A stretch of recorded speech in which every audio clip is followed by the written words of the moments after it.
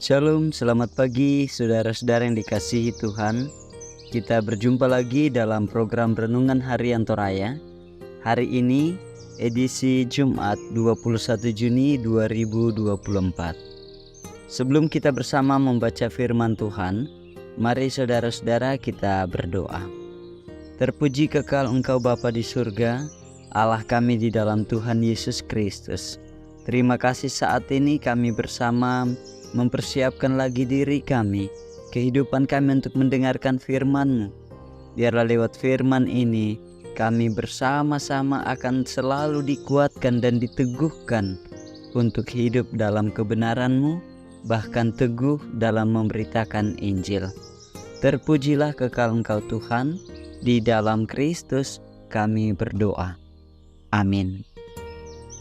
Saudara-saudara, pembacaan kita terdapat di dalam Kisah Para Rasul pasal 21 ayatnya yang pertama sampai ayatnya yang ke-16. Paulus di Tirus dan di Kaisarea dan ke Yerusalem. Sesudah perpisahan yang berat itu, bertolaklah kami dan langsung berlayar menuju Kos. Keesokan harinya sampailah kami di Rodos, dan dari situ kami ke Patara. Di Patara kami mendapat kapal yang hendak menyeberang ke Fenisia. Kami naik kapal itu lalu bertolak. Kemudian tampak Siprus di sebelah kiri, tetapi kami melewatinya dan menuju ke Syria. Akhirnya tibalah kami di Tirus, sebab muatan kapal harus dibongkar di kota itu. Di situ kami mengunjungi murid-murid dan tinggal di situ 7 hari lamanya. Oleh bisikan roh, murid-murid itu menasihati Paulus supaya ia jangan pergi ke Yerusalem. Tetapi setelah lewat waktunya, kami berangkat meneruskan perjalanan kami. Murid-murid semua dengan istri dan anak-anak mereka mengantar kami sampai keluar kota, dan di tepi pantai kami berlutut dan berdoa. Sesudah minta diri, kami naik ke kapal, dan mereka pulang ke rumah. Dari Tirus kami tiba di Ptolemais, dan di situ berakhirlah pelayaran kami. Kami memberi salam kepada saudara-saudara dan tinggal 1 hari di antara mereka. Pada keesokan harinya, kami berangkat dari situ dan tiba di Kaisarea. Kami masuk ke rumah Filipus, pemberita Injil itu, yaitu satu dari ke-7 orang yang dipilih di Yerusalem, dan kami tinggal di rumahnya. Filipus mempunyai 4 anak darah yang beroleh karunia untuk bernubuat. Setelah beberapa hari kami tinggal di situ, datanglah dari Yudea seorang nabi bernama Agabus. Ia datang pada kami lalu mengambil ikat pinggang Paulus. Sambil mengikat kaki dan tangannya sendiri, ia berkata, "Demikianlah kata Roh Kudus, beginilah orang yang mempunyai ikat pinggang ini akan diikat oleh orang-orang Yahudi di Yerusalem dan diserahkan ke dalam tangan bangsa-bangsa lain." Mendengar itu, kami bersama-sama dengan murid-murid di tempat itu meminta supaya Paulus jangan pergi ke Yerusalem. Tetapi Paulus menjawab, "Mengapa kamu menangis dan dengan jalan demikian mau menghancurkan hatiku?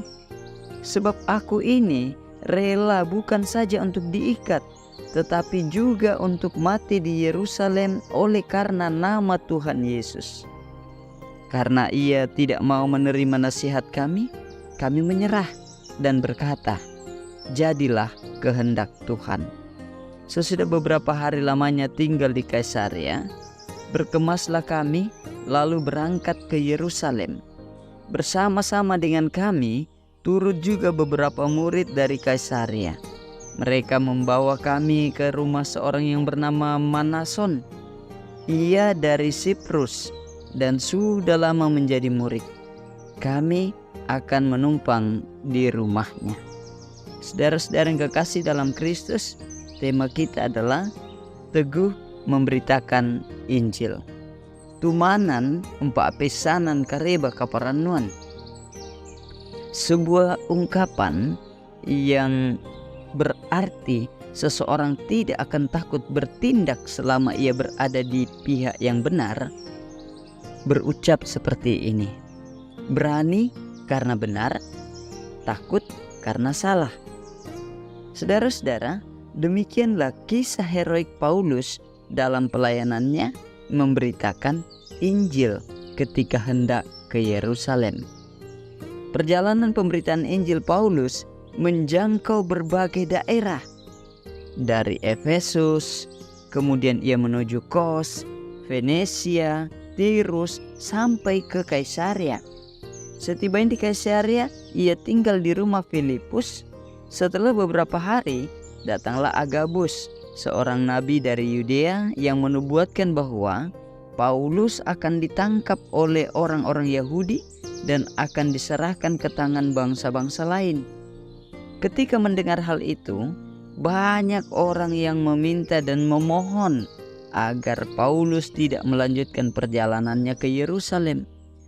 Namun ia membulatkan tekadnya untuk tetap ke Yerusalem dengan keyakinan bahwa walaupun kematian sekalipun menghampirinya, jika itu demi Injil Kristus, maka ia rela. Ia mengatakan, sebab aku ini rela bukan saja untuk diikat, tetapi juga untuk mati di Yerusalem demi nama Tuhan Yesus. Saudara-saudara, teman-teman Paulus juga akhirnya menyadari bahwa Tuhan menghendaki Paulus ke Yerusalem. Tersirat dalam ucapan mereka, jadilah kehendak Tuhan. Paulus tidak gentar melanjutkan perjalanannya ke Yerusalem, sekalipun telah menyadari bahwa akan ada bahaya di sana, karena ia mengimani bahwa hidupnya telah ditebus dan kini hidupnya adalah milik Allah. Saudara-saudara yang kekasih dalam Kristus Yesus, kita mungkin tidak mengalami ancaman seperti yang dialami oleh Paulus dan juga orang-orang percaya pada masa itu. Namun, satu hal yang perlu kita pahami, kita sadari, dan kita bersama dikuatkan adalah konsekuensi sebagai pengikut Kristus yang setia, hidup dalam kebenaran dan memberitakan Injil Kristus. Kita sadar bahwa semua itu di dalamnya selalu kita diuji dalam kehidupan kita setiap hari. Namun saat ini kita diberikan satu support, teguh memberitakan Injil. Tumanan umpak pesanan kareba kaparannuan. Amin. Mari kita berdoa.